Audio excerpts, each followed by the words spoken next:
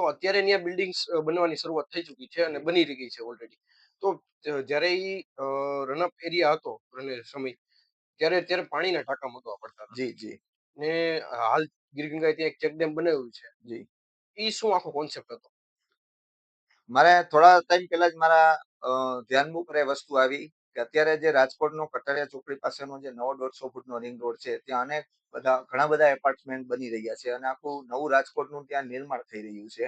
પણ ત્યાં પાણી છે, ભૂગર્ભ જળ છે, એટલે કે જે વોટર ટેબલ છે ત્યાં ખૂબ જ નીચું જતું રહ્યું છે.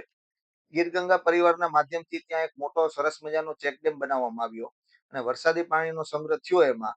તેથી આજુબાજુની ઘણી બધી સોસાયટીઓને આ પાણીનો લાભ મળતો થઈ ગયો અને એમના જે બોર ડૂકી ગયા હતા, એટલે કે બોરની અંદર પાણી નહોતું આવતું, એ પાણી બધાને આવવા માંડ્યું છે ને ત્યાં ઘણી બધી સોસાયટીઓમાં પાણીનો પ્રશ્ન હલ થઈ ગયો છે. કે તો હું એવી આશા રાખીશ કે આવી જ ઘણા બધા રાજકોટની આજુબાજુ કે જિલ્લામાં કે સૌરાષ્ટ્રમાં ક્યાંય બી આવો વિસ્તાર હોય તો ત્યાં લોકોએ પણ સ્વયંભૂ છે ગીરગંગા પરિવારનો કોન્ટેક્ટ કરી અથવા તો એનજીઓની મદદથી ગીરગંગા પરિવાર મારફતે આવા ચેકડેમોનું નિર્માણ કરાવવું જોઈએ. અને ખાસ જે અગાશી ઉપર કે જે વરસાદ પડે છે તેને બોર રિચાર્જ દ્વારા પણ આપણે આ પાણી જમીનની અંદર ઉતારી અને જમીનમાં જે વોટર ટેબલ છે, એટલે કે જે પાણીનું સ્તર છે એને ઊંચું લાવવું જોઈએ, જેથી આપણને ભવિષ્યમાં જે પાણી માટેનું એમ કહેવાય છે ને કે હવે જે ત્રીજું વિશ્વ યુદ્ધ થશે એ પાણી માટે થશે. યસ. તો આપણે આ ભવિષ્યની પેઢીને વધુ વૃક્ષો, શુદ્ધ હવા, વાપરવા લાયક, પીવા લાયક શુદ્ધ પાણી હવે વારસામાં આપણે આ પણ આપણી જવાબદારી બનશે કે એમને વારસામાં આપણી આવનાર પેઢીને આ બધી વસ્તુ આપણે આપવી પડશે. યસ.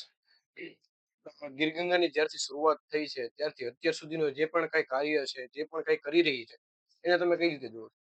ગીરગંગા પરિવાર સાથે હું જોડાયો ત્યારથી જોઉં છું કે અત્યાર સુધીમાં ગીરગંગાએ 8,000 કરતા વધુ જળ સંચયના કાર્યો છે એ સંપન્ન કરી દીધા છે સફળતાપૂર્વક.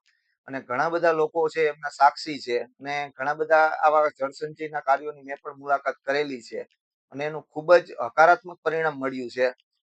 એટલે હું એમ કહીશ કે ગીરગંગા પરિવાર જે આ કામ કરે છે એ ખૂબ જ સરાહનીય કામગીરી છે અને હું અપીલ પણ કરું છું કે દરેક લોકો આમાં તન, મન અને ધનથી પોતાની યથાશક્તિ મુજબ જોડાય. યસ. નજીકના સમયમાં આપણે જલકથાનું આયોજન કરી રહ્યા છીએ ડોક્ટર કુમાર વિશ્વાસની. એના વિશે તમારું શું કહેવું? આગામી વર્ષોમાં ગીરગંગા પરિવાર ટ્રસ્ટનો એક સંકલ્પ છે કે ખાસ કરીને સૌરાષ્ટ્ર કચ્છના વિસ્તારોની અંદર, આમ તો ગુજરાતભરમાં થશે પણ સૌરાષ્ટ્ર કચ્છ વિસ્તાર છે એમાં તાતી જરૂરિયાત છે, એટલા માટે 1,11,111 જેવા ચેકડેમ, બોર રિચાર્જ, ખેત તલાવડી વગેરે જેવા જળ સંચયના કાર્યો કરવાનો સંકલ્પ નિર્ધાર કરેલો છે. આ કાર્યોને આ જળકથાના માધ્યમથી, એટલે કે ડોક્ટર કુમાર વિશ્વાસજીની જે આગામી જળકથા છે એના માધ્યમથી દરેક લોકો ગીર ગંગા પરિવારના કાર્યો અને પાણીનું મહત્વ સમજે તેની માટેની જે જળકથા છે તેનો લાભ લે અને તેના માધ્યમથી દરેક લોકો ગીર ગંગા પરિવાર સાથે જોડાય અને જ્યાં જરૂરિયાત હોય ત્યાં ગીર ગંગા પરિવારનો કોન્ટેક્ટ કરી અને આવા જળ સંચયના કાર્યોમાં, એટલે કે આ પ્રકૃતિ વંદનાનું એક કાર્ય છે, આ પ્રભુનું કાર્ય છે, આ સર્વ સમાજનું કાર્ય છે, આ માનવ જાતનું કાર્ય છે, એમાં દરેક લોકો અ જોડાય એવી હું અપીલ કરું છું. ખૂબ જ સરસ. આપણે ખૂબ જ સરળ શૈલી અને સાધારણ રીતે પણ ઘણું બધું કહી દીધું અને કઈ રીતે આપણે પાણી બચાવવું જોઈએ અને અત્યારની શું પરિસ્થિતિ છે અને ગિરગંગાનું શું કાર્ય છે ખૂબ જ સરળ રીતે આપણે કહ્યું. જી, આપનો ખૂબ ખૂબ આભાર. આપ આવ્યા અને બધી વાત શેર કરી. સૌને મારા જય શ્રી કૃષ્ણ.